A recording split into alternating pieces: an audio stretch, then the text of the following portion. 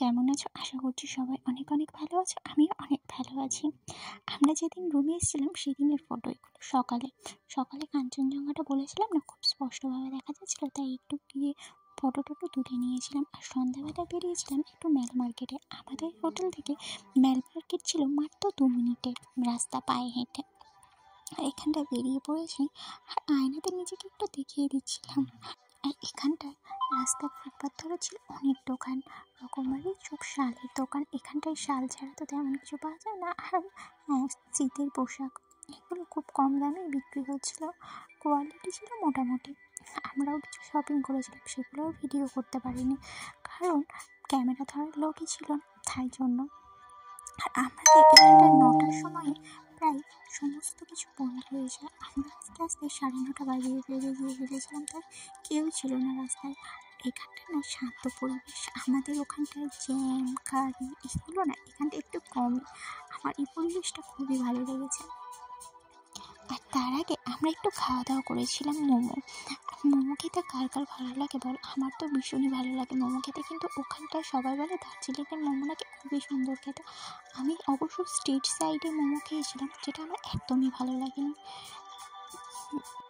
আর এখানে এসে আমি তো বরকে বলছিলাম একটু ভিডিও করে দিতে। এই রাস্তাটা এত সুন্দর লাগছিল, হ্যাঁ পাহাড়টা সত্যিই সুন্দর লাগছিল। আর আরেকটা জিনিস তোমরা দেখতেই পাবে কিছুক্ষণ পরে, পাহাড় থেকে না নিচের ঘর বাড়িগুলো জাস্ট জোনাকি চলছে যেন। আচ্ছা, কে কে পাহাড় ভালোবাসো বলো তো? আমারও পাহাড় সমুদ্র দুটোই ভালো লাগে। কার কার আমার মতো পাহাড় সমুদ্র দুটোই ভালো লাগে? অনেকে শুনেছি যে সমুদ্র ভালো লাগে পাহাড় ভালো লাগে না, পাহাড় ভালো লাগে সমুদ্র ভালো লাগে না। তো আমার তো দুটোতেই মজা লাগে। যদি বলো কোনোটা বেশি ভালো লাগে তাহলে 50-50 নাম্বারই দিয়ে দেবো। কোনোটাই কম না, দুটোটাই সমান, করতে পারলেই হলো, তাই না?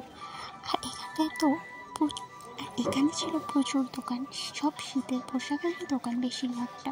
আর ফুটপাতে বসেছিল অনেক চাদর টাদর, অনেক কিছু ভালো ভালো জিনিসই কম দামে, যেগুলো আমাদের ওখানটায় বেশি সেগুলো এখানটায় অনেকটাই কম দামে বিক্রি হচ্ছিলো। আর এখানটায় চলছিল পাহাড়ি গান। পাহাড়ি গানের আমি তো সত্যি কিছু তেমন বুঝি না। আর এখানটায় আমি একটু ভিডিও করে নিচ্ছিলাম, নিজের পরকে বলছিলাম ভিডিও করে দিতে। আর এখানটায় আমরা কিনেছি মোমো টিফিনের মধ্যে।